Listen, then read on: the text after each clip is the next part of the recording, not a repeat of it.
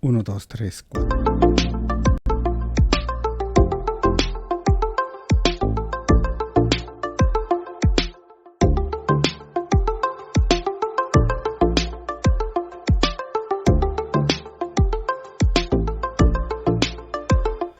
Bienvenidos un día más a estos estudios que estamos haciendo con el libro de Éxodo. Hoy vamos a estudiar el capítulo 32, el becerro de oro de la caída de Israel. Hoy, en nuestro mundo en el cual nosotros vivimos, se dice que hay más de 8,000 religiones en todo el mundo. Y una de las religiones, por ejemplo, que muy poco se conoce quizás en Latinoamérica, que es el budismo.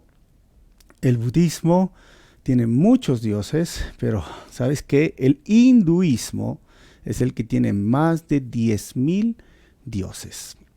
Ellos adoran a los animales como la rata, por ejemplo, el grillo, la vaca. Es interesante cómo en este mundo en el cual nosotros vivimos se ve claramente que el ser humano desea adorar a la creación y no al creador. Pero lo curioso es que en este estudio que vamos a hacer, vamos a ver al pueblo de Israel a quién realmente está rindiendo adoración, dónde está su corazón. ¿Por qué no oramos y comenzamos? Señor, quiero darte gracias en esta hora por este tiempo tan especial que nos permite reunirnos en tu nombre. Háblanos, Señor, a través de estos versículos y usa mi vida para compartir de tu palabra en esta hora. Te pido esto en tu nombre, amado Jesús. Amén. Bueno, bienvenido a las personas que se están conectando por las redes sociales. Éxodo 32, el becerro de oro de la caída de Israel. Recordemos un poco el contexto en el cual se está basando este párrafo. Israel ha salido de Egipto, ya pasó más de un año. Están al pie de la montaña, este monte Horeb, y ellos escucharon las palabras del pacto o de estos 10 palabras, los 10 mandamientos. Ellos dicen, haremos todo lo que el Señor ha ordenado. Esto es algo que muchas personas necesitan entender. Eso está en el libro de Éxodo, hemos visto el capítulo 24. Y hace un sacrificio Moisés, y en ese momento, como ellos dicen, aceptamos las demandas del pacto, también la mitad de la sangre de este animal lo echa sobre el pueblo y ellos están felices de realmente entender ahora cómo es que ellos van a adorar al Señor. Miren sus palabras, haremos todo lo que nos dice, ¿ok? Ahora vamos a ver un poco el bosquejo de hoy, el becerro de oro. Del versículo 1 al 4 vamos a ver el becerro de oro es construido a pedido de Israel, a Aarón. Del versículo 5 al 6 vamos a ver el becerro de oro es adorado por Israel. Y del versículo 7 al versículo 8 vamos a ver el becerro de oro es advertido por Dios a Moisés. Y del versículo 9 al versículo 14 vamos a ver el becerro de oro es motivo de la ira de Dios y Moisés intercede por Israel. Moisés ha ido a este monte Horeb, ya ha pasado un mes, según Éxodo capítulo 24, versículo 18 dice, entonces Moisés fue desapareciendo en la nube a medida que subía al monte y permaneció en el monte 40 días y 40 noches. Entonces, en este tramo, hermanos, antes de empezar el punto 1, en este tramo, el pueblo ha visto la montaña, la nube, los truenos, los rayos, y está un poco nerviosos, desesperados. Ellos mismos escucharon que ninguna persona puede acercarse a este monte, porque sea animal o persona, iba a morir si tocaban o cruzaban un límite.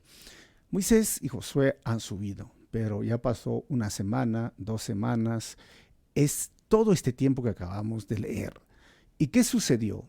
Miren, el becerro de oro, vamos a ir del punto 1, el becerro de oro es construido a pedido de Israel a Aarón. Dice el versículo, cuando los israelitas vieron que Moisés tardaba tanto en bajar del monte, se juntaron alrededor de Aarón y y le dijeron, vamos, haznos dioses que puedan guiarnos. No sabemos qué le sucedió a este tipo. Miren lo que hablan, ¿ah? No sabemos lo que le sucedió a este tipo. Moisés, el que nos trajo aquí desde la tierra de Egipto. Es curioso, ¿verdad? Porque ellos decían, sí, vamos a obedecer el pacto y vemos como en esta imagen, pero ahora ellos están desesperados y dicen, algo le ha pasado y vemos dos cosas muy importantes acá, ¿no? Uno, es la multitud, es la presión. ¿Frente a qué? Lo llamaríamos nosotros el tiempo de Dios. Y ellos están como muy nerviosos y llaman a Moisés este tipo. No sé si ustedes lo han captado muy bien. O sea, dice, este tipo que se llama ¿quién? Moisés. Y lo tercero, miren que es interesante, dice, el que nos trajo aquí desde la tierra de Egipto. O sea, recuerden bien estas frases, ¿ah? El que nos trajo aquí desde la tierra de Egipto. Así que mientras estaban desesperados, ellos iban a hacer algo que realmente, yo diría, empieza la caída a través de este becerro. Y creo que cuando Dios se calla muchas veces, porque a veces hay silencios de Dios en la vida, no sé si ustedes han experimentado esto, pero muchas ocasiones, hermanos, ¿saben? Uno está pasando dificultades, está en pruebas, ora, clama, pide al Señor, está esperando la respuesta, pero pareciera que Dios como que está en silencio o como que no me escucha o como que está alejado de lo que me está pasando y yo no sé, Señor, si me vas a responder o no me vas a responder. Hay personas que son más ansiosas que otras, más desesperadas que otras, más impacientes que otras y en ese lapso, ¿sabes? A veces Dios tiene un propósito especial. ¿Sabes? Cuando el alumno está en una prueba, un examen, una prueba, si tú has pasado una prueba, sea en tu centro de estudios, el maestro siempre está en silencio, está observando cómo los alumnos van a pasar la prueba. Muchas veces Dios es así, se queda en silencio, escucha, está mirando, está viendo, pero ¿qué está viendo? Tu fe, cómo vas a usar la fe. ¿Sabes qué, hermano? Los retrasos de Dios son oportunidades para revelar la clase de fe del Hijo de Dios o para reafirmar la fe en su Señor. Cuando ven esos retrasos, hermanos, recuerda, Dios también está probando tu fe. Y aquel que es hijo de Dios y confía en su Señor, su fe se va a reafirmar y va a confiar porque sabe que es pasajero, porque sabe que Dios tiene sus tiempos, porque sabe que Dios realmente sabe en qué momento va a ocurrir. Dios nunca llega tarde, llega en el momento exacto. Ahora, la siguiente parte del párrafo donde dice, haznos dioses que pueden guiarnos. No sabemos qué le sucedió a este tipo. Dios, cuando habla esta palabra dioses, perdón, la palabra que se traduce en el hebreo es Elohim. Y que Elohim es un nombre de Dios. O sea, esto tienes que recordarlo. Elohim es un nombre de Dios. Y esta es la palabra, curiosamente, que se usa en el hebreo, dioses. O sea, ¿qué estaban queriendo hacer ellos? Estaban queriendo hacer no tanto un ídolo, porque esto sería, como te decía, hay muchos ídolos, hay muchas cosas, ¿no?, que encontramos en religiones. Lo que el pueblo quería hacer es una imagen de Elohim. Y esto es interesante, hermanos, ¿no? Porque ¿cómo es Dios? Miren, hay un cuadro que se llama El Sagrado Corazón de Jesús. Y muchos dicen que Jesús es como este cuadro que lo pintan, ¿no?, que lo dicen. Pero ¿será así? Miren, es curioso, yo siempre recuerdo esta historia de ese niño que estaba ahí mirando este cuadro y le decía, ¿y ese señor quién es, mamá? Le decía este niñito de 4 años, 5 años, le decía a su mamá, ¿quién es? Y ¿sabes qué le dijo la mamá? Oye, ya más respeto, no es que señor, este es Diosito. ¿Qué? ¿Quién es? Le decía el niñito. Este es Dios, ya, para que sepas. Y el niñito le dice, ¿y quién le ha tomado la foto? Porque el niñito no sabía que era pintura, ¿no? Y la mamá dijo, ¿cómo quién le ha tomado la foto? ¿No? O sea, porque no había fotógrafo en el tiempo que Jesús estaba aquí en la tierra. Entonces, este cuadro Curiosamente, con este niño que nos destapa y nos hace ver la realidad de que no es así nuestro Señor Jesucristo, nunca fue así, no tenemos un rostro exacto de cómo fue Dios, pero algunos dicen, es Dios, es la imagen de Dios. ¿Sabes qué? Dios quiere ser adorado en espíritu y hay que adorarlo en espíritu y verdad. Dios no desea una imagen así. Si tú tienes este cuadro y mira, esto no es la verdadera adoración. No, esa adoración no es la que nosotros estamos y ni queremos. Éxodo 24, ahora versículo 18. Dice el texto, no tengas ningún otro Dios aparte de mí. Miren, deberían recordar eso. No te hagas ninguna clase de ídolo, ni imagen, ni ninguna cosa que está en los cielos, en la tierra, o en él me dice, no te hagas ninguna clase de ídolo, ni imagen. Por eso no, Dios no quiere ser adorado por imágenes. Versículo 5 dice, no te inclines ante ellos ni les rindas culto, porque yo, el Señor tu Dios, soy Dios celoso, quien no tolerará que entregues tu corazón a otros dioses. Extiendo los pecados de los padres sobre sus hijos. Toda la familia de los que me rechazan queda afectada, hasta los hijos de la tercera y la cuarta generación, hermanos. Pero derramo, dice el Señor, derramo amor inagotable por 1000 generaciones sobre los que me aman y obedecen mis mandatos. Tienes que recordar esto, hermano, hermana, amigo que estás escuchando. Dios no desea ser adorado por ninguna imagen. Mire, esta es la falacia de la idolatría, ¿no? ¿Cómo podríamos hacer la representación o hacer una imagen de un Dios tan grande, todopoderoso, inmenso, grande? La Biblia dice que en la tierra son los estrados, esa es la base de sus pies, o sea, esta es la falacia de la idolatría, que no quiere un Dios que demanda santidad y que no le gusta el pecado y lo trae a algo que pueda realmente verlo, que pueda reflejarse a sí mismo, que pueda palparlo, y es más, que lo rebaja a ese nivel de criatura, de creación, cuando el creador es espíritu y quiere que lo adoren en espíritu. Ahora, el otro punto que les decía hace un momento es que el pueblo vino donde Aarón y le dice, ya, ¿qué será este tipo? ¿Dónde está? ¡Haznos dioses! Y todo el pueblo empezó a gritar. ¿Y sabes qué me hace ver esto, hermanos? Que la voz del pueblo no es la voz de Dios. Lo vuelvo a decir, la voz del pueblo no es la voz de Dios. Y siempre que el pueblo en masa decidió, siempre se equivocaron en hacer la voluntad de Dios. Algunos dicen, ¿de qué estás hablando? Mira, te voy a dar 3 ocasiones. Acá vemos la primera. El pueblo decidió sobre los caminos del Señor y quería saber, esa es la voluntad de Dios. Se equivocaron, erraron, y vamos a ver más adelante cómo Dios va a castigar. Van a morir más de 3000 personas. Pero mira, la primera, ¿ok? La segunda, cuando querían un rey, cuando ya estaban en la tierra prometida y todo el pueblo decía, queremos rey, queremos rey. Y Samuel, el profeta Samuel decía, pero eso no es la voluntad de Dios, pero queremos rey. Y siempre se equivocó y Dios realmente fue muy paciente con ellos.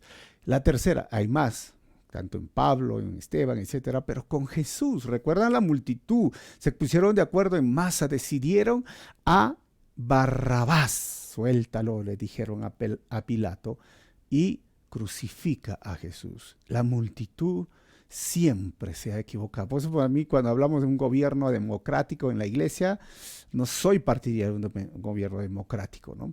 Es porque Dios siempre usó la teocracia, un líder que Él levanta, y el balance que nosotros tenemos en Calvary Chapel es que hay un presbiterio al lado nuestro, ¿no? Pero esto nos hace ver que la multitud o el pueblo, la voz del pueblo no es la voz de Dios. Siempre se equivoca, ¿no? Como decía un amigo que hablábamos sobre estos sistemas de gobierno, que sea presbiterial o congregacional o episcopal. Mira, el congregacional es toda la multitud, habla y habla y habla y habla. Yo diría, ¿no? Por ejemplo, si el barco se va a hundir o el avión está por caerse, ¿será que podemos decir la multitud que quiere, o podemos confiar en el piloto del avión o el capitán del barco, que sabe, que conoce, que que ha pasado tiempo y sabe, tiene experiencia en todo ese peligro, mejor confiar y dejar, o sea, el piloto o el copiloto o el capitán o el que esté ayudando al capitán. La iglesia, nosotros queremos hacer lo mismo, obviamente con un presbiterio. Versículo 2, miren. Aarón les respondió: quítenle a sus esposas, hijos e hijas, los aretes de oro que llevan en las orejas y traigan. Y lo he remarcado, quítenles, ni siquiera es que les des, versículo 3. Y todos se quitaron los aretes que llevaban en las orejas y se los llevaron a Aarón. Ahora nos preguntamos eso, ¿de dónde sacaron esas riquezas para el tabernáculo? Recuerden, y aún para esto, miren, los egipcios usaban muchas joyas de oro, estos collares y aretes. Y en Éxodo 12, 35 al 36 dice: los israelitas hicieron lo que Moisés les había indicado. Pidieron a los egipcios ropa y objetos de plata y de oro. Y el Señor hizo que los egipcios miraran con agrado a los israelitas y dieron al pueblo de Israel todo lo que le pidió. Y así despojaron a los egipcios de sus riquezas. Cosa que cuando pidieron ofrendas para el tabernáculo, ellos dieron. Pero ¿sabes qué? Tenían más. Pero hay algo muy interesante, ¿no? Cuando dice acá Aarón: quítenles. Pero en el tabernáculo pidieron y había un deseo en el corazón y sobró las ofrendas, pero acá tenía que quitar. Y es triste a veces, ¿no? Que bajo los regímenes de idolatría se les quita. Es como un tipo así, ¿no? De imposición, de impuesto, tienes que hacerlo. Obviamente, en la iglesia, en Calvary Chapel, queremos que sea algo voluntario. Y tan voluntario que si tenemos un día un sobre, no queremos ni siquiera que escribas tu nombre. Pero, ¿sabes? Lo más curioso es que muchos dan ofrendas generosas a los ídolos y cuando llegan a ser cristianos, les cuesta ofrendar generosamente, ¿no? Por eso a veces hay algunos pastores que amenazan y dicen: no, maldito serás con maldición, estás robando a Dios. Bueno, es porque a veces muchas personas bajo el régimen idolátrico que le sacaban fuerte eran, daban, apadrinaban y trabajaban un año para esa fiesta de la cruz o esa fiesta del ídolo, pero ahora están en la iglesia y dicen: no, no tengo, no puedo, nunca tengo. Bueno, el Señor sabe cómo tratar a esas personas, pero acá decía algo muy interesante: quítenles el oro. ¿Y qué pasó? Versículo 4. Y entonces Aarón tomó el oro, lo fundió y lo moldeó hasta darle la forma de un becerro. Y cuando los israelitas vieron el becerro de oro, exclamaron: ¡oh, Israel! Estos son los dioses que te sacaron de la tierra de Egipto. Miren, qué interesante, hermanos, ¿no? Mientras que este becerro que tú ves aquí lo hizo Aarón, no lo hicieron los artesanos que hemos estudiado la semana pasada. Esta es la insensatez de la idolatría. ¿Qué es? Es crear o hacer un ídolo en un día, que lo hicieron de oro, y luego adorarle por los éxitos de los años anteriores. ¿Te das cuenta? No sé si estás entendiendo bien la figura. Mire, lo crearon, lo hicieron, trajeron los aretes, todo lo pusieron, lo fundieron, hicieron el oro, crearon un ídolo, hermanos, una imagen supuestamente. No, es que no adoramos ídolos, veneramos imágenes, es lo mismo. ¿Y sabes qué? Lo hicieron ese día y le echaron la adoración o la bendición y lo adoraron. ¿Por qué? Tú nos sacaste de Egipto. Pero ¿acaso no dijeron en el versículo 1 dónde está ese Moisés, ese tipo que nos sacó de Egipto?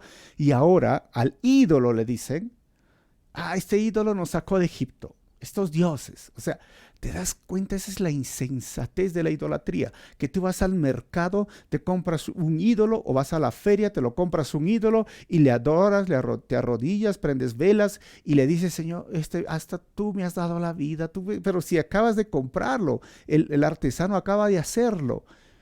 Realmente, la idolatría no da la gloria a Dios y no es adorar al Dios poderoso. Pero date cuenta cómo en estos versículos llega la falacia de la idolatría. Versículos 5 al 6. El becerro de oro es adorado por Israel. Al ver a Aarón el entusiasmo del pueblo, miren, Aarón edificó un altar frente al becerro y luego anunció: mañana celebraremos un festival al Señor. Y miren, el becerro se quedó ahí, hizo un ídolo y todo. ¿Sabes qué?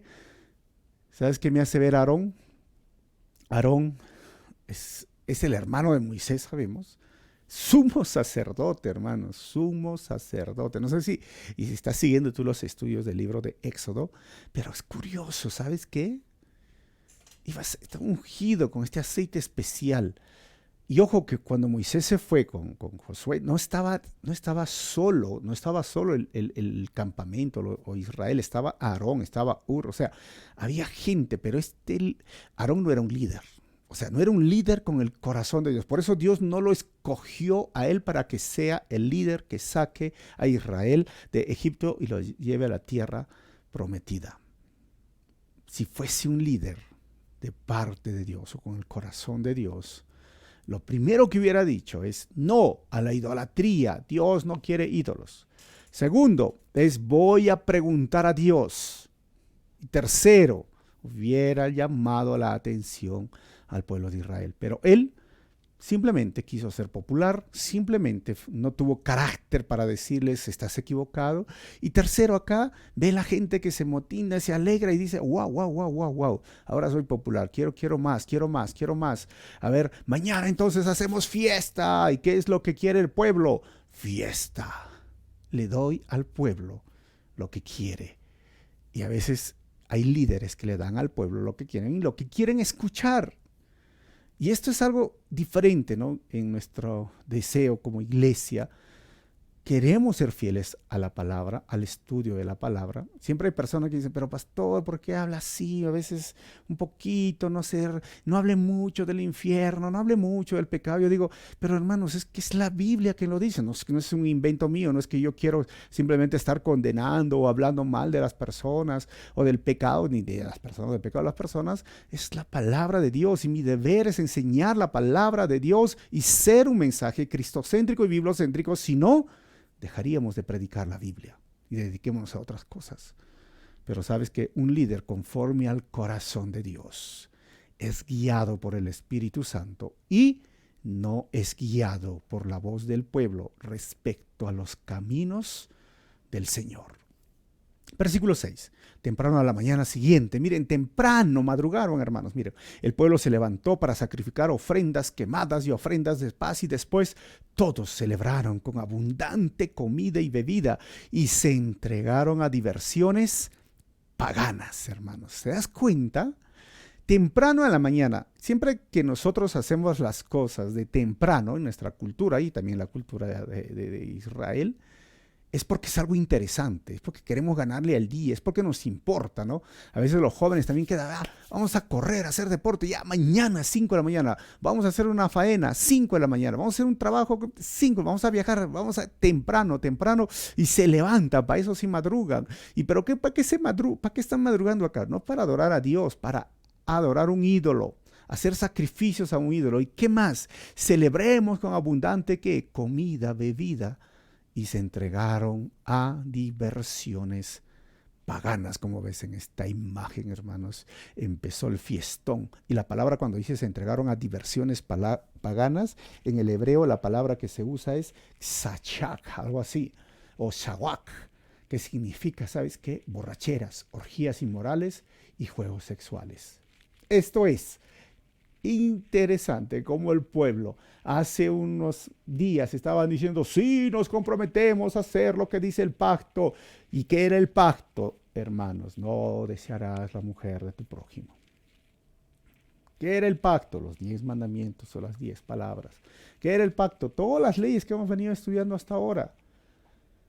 Pero esta es otra de las falacias de la idolatría, que supuestamente en el nombre de Dios o de la imagen de Dios o del ídolo, como lo quieran llamar, dicen, nos vamos hoy día a consagrar y juntan a todas las señoras, la junta vecinal y dan la vuelta por la calle, ¿no? En esa fiesta y luego llegan a un punto donde termina de recorrer esa imagen de Dios o el ídolo, yo lo llamo, y ¿qué empieza? La música, la borrachera, las orgías, empiezan las relaciones sexuales fuera del matrimonio, empiezan a pelearse en las borracheras. Esto pasa aquí, en mi barrio, en mi vecindario, pasa en muchos vecindarios en Latinoamérica. Empiezan con consagración y terminan en perversión. ¿Sabes qué? En la fiesta de los ídolos, muchos pasan de la devoción a la perversión en breves minutos. Porque esa es otra de las falacias de la idolatría. Porque no es Dios. Porque no te ve. Porque no te escucha. En cambio, Dios es un Dios santo. y ese es mi Señor, es mi Dios y es tu Dios, pero no es el Dios al que adora la religión. Versículos 7 al 8, el becerro de oro es advertido por Dios a Moisés. Dice el texto, el Señor le dijo a Moisés, baja ya de la montaña, tu pueblo, el que sacaste de la tierra de Egipto, miren, se ha corrompido, y le ha remarcado. Y miren lo que le dice, tu pueblo, no dice ya es mi pueblo, ya ahora Moisés es tu pueblo. Versículo 8, que pronto se apartaron de la forma en que les ordené que vivieran. Dios ordenó, Dios da su voluntad. Fundieron oro y se hicieron un becerro y se inclinaron ante él y le ofrecieron sacrificios. Andan diciendo, oh Israel, estos son tus dioses que te sacaron de la tierra de Egipto. Miren, esta imagen donde Dios está viendo, oyendo todo lo que ellos hacen. Y Dios dice claramente, se han pervertido.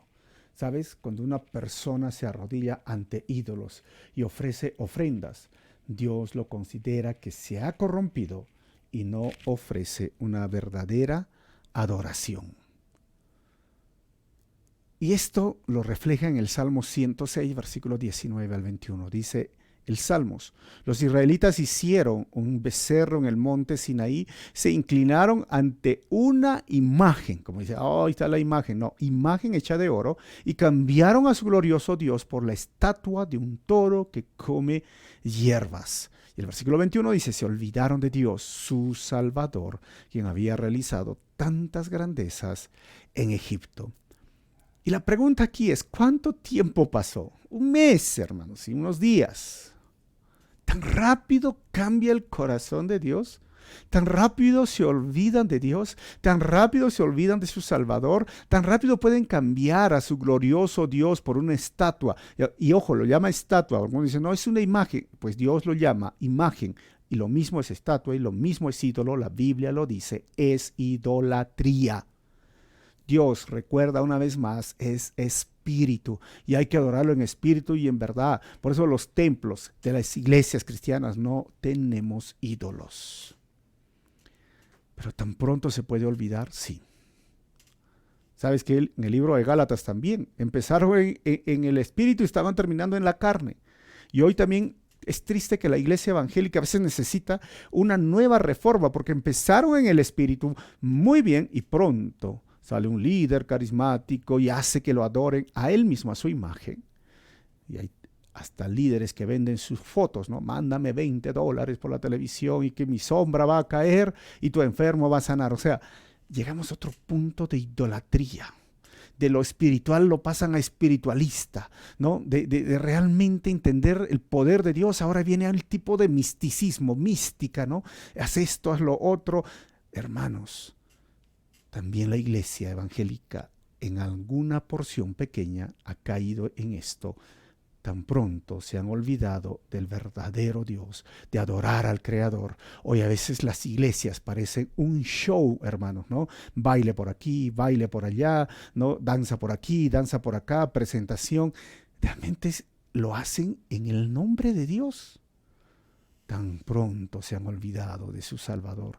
En Calvary, el centro de la adoración es Jesucristo. Y vamos a estudiar su palabra porque al estudiar su palabra le damos la gloria al Señor. Versículo 9 al 14 y terminamos. El becerro de oro es motivo de la ira de Dios y Moisés intercede por Israel. Dice, después el Señor dijo, he visto lo terco y rebelde que es este pueblo, hermanos. Miren, estaba en un pachangón, una orgía, una fiesta tremenda y la gente decía, uy, ¿cómo es posible? Algunos, ¿no? Pero, ¿sabes? Cuando Dios todo lo ve y eso significa que es omnipresente.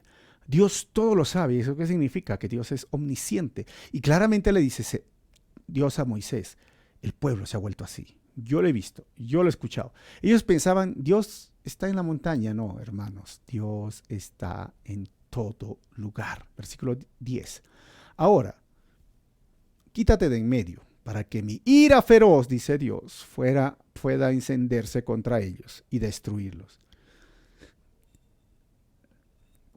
Después Moisés, haré de ti una gran nación. Mira, Dios quería destruirlos, así como en el diluvio, versículo 11. Pero Moisés trató de apaciguar al Señor su Dios.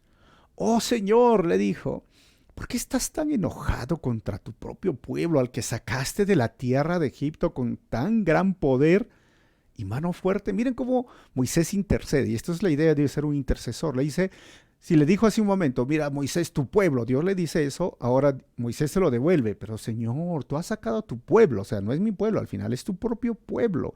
Moisés está orando, arrodillado, mientras pidiendo, Señor, no lo hagas, ¿cómo vas a hacer esto? Versículo 12, ¿por qué dejar que los egipcios digan, su Dios los rescató con la mala intención de matarlos en los montes y borrarlos en la faz de la tierra? Abandona tu ira feroz, dice Moisés. Cambia de parecer en cuanto a este terrible desastre con el que amenazas a tu pueblo. Moisés seguía arrodillado, orando, intercediendo por el pueblo. Y versículo 13 dice, acuérdate también ahora de tus siervos Abraham, Isaac y Jacob. Tú mismo te comprometiste con ellos bajo juramento diciendo, haré que sus descendientes sean tan numerosos como las estrellas del cielo, y entregaré a sus descendientes toda esta tierra que prometí darles, y ellos la poseerán para siempre. Moisés, el intercesor. Versículo 14. Entonces el Señor cambió de parecer en cuanto al terrible desastre con que había amenazado destruir a su pueblo. Ahí quedó Moisés, hermanos. ¿Sabes qué? Moisés es un ejemplo de ser un intercesor. Un intercesor. O sea, Moisés acude primero, es tu pueblo, Señor, mira que todos los pueblos también te están viendo porque tú eres el Dios de Israel y los pueblos están viendo cómo tú tratas a Israel. Y tercero, le hace recordar el pacto. ¿Ok? Y este versículo que dice Dios cambia de parecer, en la Reina Valera dice, y Dios se arrepintió de lo que había pensado hacer. Y hay muchos que se agarran de este versículo, pero lean en la TLA, lean en la NTV, en la NBI, pues yo estoy leyendo en la NTV. ¿Y qué significa? No es que Dios se arrepienta, porque en la otra parte de la Biblia dice que Dios no es hombre para que se arrepienta. Hay una contradicción, no, simplemente cambia la posición del ser humano, pero no cambia, ojo, no cambia el corazón de Dios o la voluntad de Dios o lo que esto, porque Moisés usa lo que se llama un antropoformismo, ¿sí? O lo que se llama un antropopatismo, que es darle características humanas a un Dios que es espíritu. Nuestro Dios es espíritu. ¿Y para qué lo hace? Para que entiendan los seres humanos la fuerza o diríamos la esencia de lo que está sucediendo. Aquí la esencia es que la posición del pueblo cambió porque merecía el juicio. Ahora, ¿qué está pasando? Va a recibir misericordia. Bajo el juicio iba a borrarlos de la faz de la tierra y iba a usar a Moisés, y podía hacerlo, ya lo hizo con Noé, y podía sacar un pueblo. Pero Moisés intercede y Dios ofrece misericordia, pero siguen bajo el juicio. La próxima semana vamos a ver cómo llegó el juicio. Pero este es un ejemplo de interceder, hermanos. Hay muchas necesidades y tú y yo podemos interceder. ¿Sabes qué? Interceder es orar o rogar en favor de otros.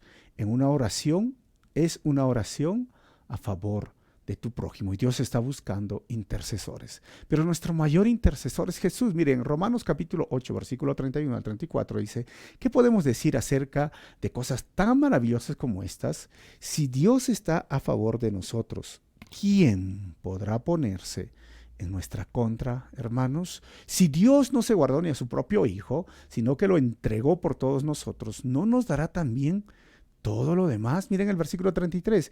¿Quién se atreve a acusarnos a nosotros, a quien Dios ha elegido para sí? Nadie, dice Pablo, porque Dios mismo nos puso en la relación correcta con Él. Entonces, ¿quién nos condenará?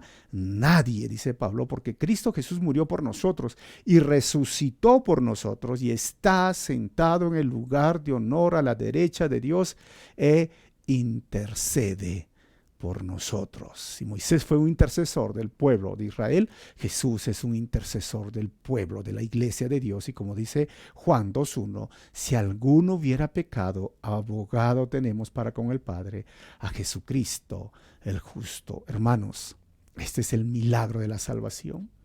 ¿Sí? Satanás es el que nos condena, es el que nos acusa, nos tienta y nos acusa, pero Jesús es nuestro abogado. Nadie nos puede condenar. Somos nuevas criaturas. Las cosas viejas han pasado. Él porque vive y es nuestro Dios que está vivo y ha resucitado y está a la derecha del Padre. Él intercede por ti y por mí. Por eso no hay nada que te condene. Tu pasado ha sido borrado. Tú le has pedido perdón a Dios, ha sido borrado. La culpa ha sido quitada porque ahora eres nueva criatura. No hay nadie que te condene. Gracias a nuestro Señor Jesucristo. Vamos a terminar con 4 conclusiones. Primero, cuando el alumno está pasando una prueba, el maestro siempre está en silencio. Nunca, hermano, nunca te desesperes en los silencios de Dios, porque siempre hay un propósito en ese silencio. Número 2. En la historia de la Biblia, siempre que la multitud decidió, se fueron en contra de la voluntad de Dios. Y número 3. Un líder guiado por el Espíritu Santo jamás llevará al pueblo a la idolatría, a imágenes o buscará que adoren su imagen. Y número 4, Dios llama al arrodillarse a ídolos o imágenes una falsa adoración y nace esa adoración de una vida corrompida por la falacia de la idolatría, hermanos. Así que vamos a cerrar nuestros ojos y darle gracias al Señor. Y mira, como te decía hace un momento, si has pedido algo a Dios y está demorando, Dios tiene propósitos. Este propósito, uno de ellos es sacar lo mejor de ti. Las pruebas sacan lo mejor de nosotros. No te rindas, confía en el Señor, Él te escucha. Padre Celestial, te damos gracias una vez más por tu palabra y ayúdanos a no ser impacientes, desesperados, ansiosos por las cosas que estamos enfrentando. Todo tiene un proceso, todo tiene un propósito y a veces, Señor, por desesperarnos, cometemos errores. O quizás tú lo permites para revelar la clase de fe que tenemos. Señor, que pasemos el examen, que crucemos ese desierto que estamos viviendo, sabiendo que la tierra prometida está cerca, sabiendo que tus promesas en ti son sí y amén, y tú nunca llegas tarde. Tú eres el Dios de la providencia que llega en el momento exacto y preciso. Calma el corazón de mis hermanos, dales un sueño tranquilo, dales paz en su corazón en medio de los problemas y ayúdanos a descansar en ti. Que tu gracia esté con nosotros, Señor. Gracias, Jesús. En tu nombre oramos así. Amén. Dios te bendiga.